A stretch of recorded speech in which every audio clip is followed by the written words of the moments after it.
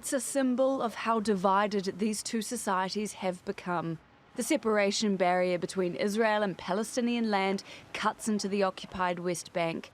Israel built it in the wake of the Second Intifada as a so-called security measure, but it's left many Palestinians like Issa Ahmed living in its shadow.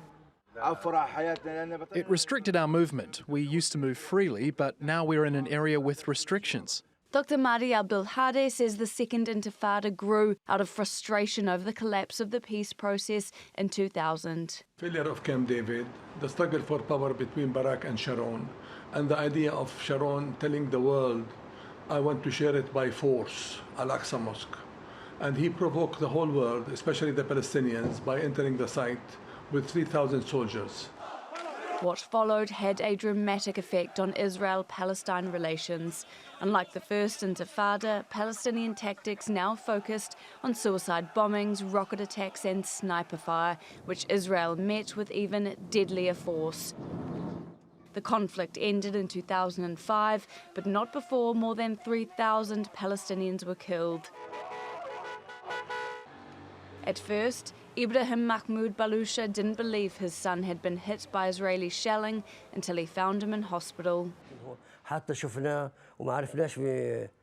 When we finally found him, we couldn't recognize him because his face was swollen from the shrapnel that hit him in the back of the head. He is not a resistance fighter and did not get involved in anything. More than 1,000 Israelis were also killed. Robi Damelin's son was among them.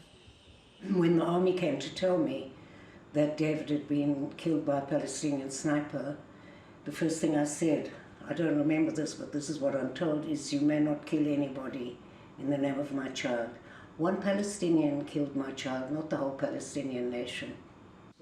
Damelin then joined other families as part of a group called the Parents Circle Families Forum that focuses on peace and reconciliation. If we ever have a peace political agreement, there has to be a clause for a reconciliation process. Otherwise, it's just another ceasefire until the next time.